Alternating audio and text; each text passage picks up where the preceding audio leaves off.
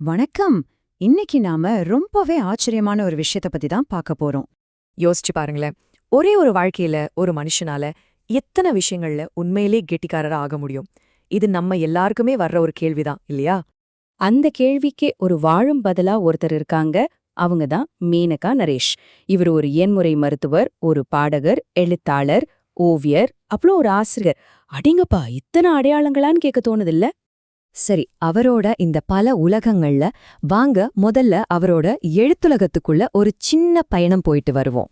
அவரோட எழுத்து பயணம் எவ்வளவு பெருசுன்னு பாத்தீங்கன்னா, முதல்ல இந்த நம்பரை பாருங்க. 5. ஆமாங்க, அவங்க சொந்தமா எழுதின புத்தகங்களோட எண்ணிக்கை இது. அதோட மட்டும் நிக்கல. அடுத்து பாருங்க, 7. இது அவங்க மொழிபெயர்த்த புத்தகங்களோட எண்ணிக்கை. அதுவும் சும்மா இல்ல. எவரெஸ்ட்ல கால் பதிச்ச முதல் தமிழ் பெண்ணோட வாழ்க்கை வரலாறு மாதிரியான முக்கியமான படைப்புகளும் இதுல அடங்கும். அடுத்து 8. 8 வெவ்வேறு கவிதை தொகுப்புகள்ல இவங்களோட கவிதைகள் வந்திருக்கு. ஆக எழுத்து, மொழிபெயர்ப்பு, கவிதைன்னு இலக்கியத்தோட பல கிளைகளையும் அவங்க தன்னோட முத்திரைய பதிச்சிருக்காங்க. அவங்களோட சில படைப்புகளை பாருங்க. ஒரு பக்கம் அவளும் நானும் மாதிரி சொந்த படைப்புகள், இன்னொரு பக்கம் விண்டோஸ் ஆஃப் மெமரி மாதிரி மொழிபெயர்ப்புகள். அவரோட திறமைக்கு இதெல்லாம் ஒரு சின்ன சாம்பிள் தான். இதுக்கு மேல சக்திங்கிற இதழோட துணை ஆசிரியராவும் அவங்க இருக்காங்க.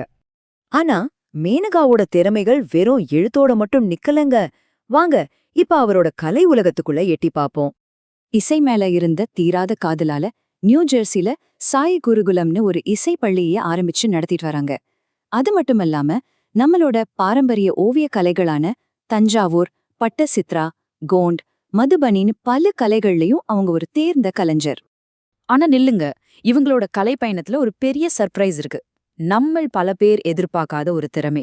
அதுதான் குரோஷே, அதாவது பின்னல் கலை. இப்போ நீங்க பாக்குற இந்த நம்பர் 3. இது சும்மா ஏதோ ஒரு நம்பர் இல்ல. இவங்க வாங்கின கின்னஸ் உலக சாதனைகளோட எண்ணிக்கை.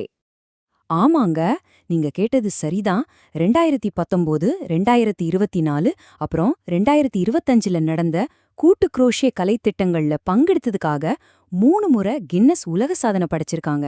யோசிச்சு பாருங்க, ஒரு பின்னல் கலைக்காக உலக அளவுல கிடைச்ச அங்கீகாரம் இது. சரி, எழுத்து கலைன்னு பார்த்தாச்சு. இதுக்கப்புறம் அவங்களோட இன்னொரு முக்கியமான பக்கம் இருக்கு. அது அவங்களோட சமூக சேவை மனப்பான்மை. அவங்க நியூ ஜெர்சி தமிழ்ச்சங்கத்தோட செயற்குழு உறுப்பினர், பிளேன்ஸ்பரோ தமிழ் பள்ளியில ஒரு தன்னார்வ ஆசிரியர். அது மட்டும் இல்லாம ஆட்டிசம் பாதித்த குழந்தைகளுக்காக ஒரு உதவி ஆசிரியராவும் வேலை செய்றாங்க. எவ்வளவு பெரிய அர்ப்பணிப்பு பாருங்க. இவ்வளோ விஷயங்கள் பண்ற ஒருத்தருக்கு அங்கீகாரம் கிடைக்காம இருக்குமா? நிச்சயமா இல்ல. அவங்க வாங்கின விருதுகளோட லிஸ்ட் ரொம்பவே பெருசு. அதுல முதல்ல சொல்ல வேண்டியது வாழ்நாள் சாதனையாளர் விருது. அடுத்து dynamic woman of the year, Kalam நம்பிக்கை விருது. இது சமூகத்துல அவங்க ஏற்படுத்துற தாக்கத்துக்கான ஒரு அங்கீகாரம். இசைத்துறைக்காக சங்கீத பாஸ்கரா விருது. இதோட நிக்கல, வெர்சடைல் ஸ்டார் விருது, பெஸ்ட் இன்ஸ்பிரேஷனல் உமன். அது மட்டும் இல்லாம 2 all India book of records சான்றிதழ்கள்னு பட்டியல் நீண்டுகிட்டே போகுது. சரி, இத்தனை திறமைகள், இத்தனை சாதனைகள், இது எல்லாம் சேர்ந்து நமக்கு என்ன சொல்ல வருது? இப்படி பல துறைகள்ல சிறந்து விளங்குறவங்கள தான் நாம பல்பொருள் வித்தகர் இல்லைன்னா பாலிமேத்னு சொல்றோம். இந்த வார்த்தைக்கு மேனகா நரேஷ் ஒரு மிகச் சரியான வாழும் உதாரணம். மேனகா நரேஷோட வாழ்க்கை நமக்கு ஒரு பெரிய இன்ஸ்பிரேஷன் இல்லையா?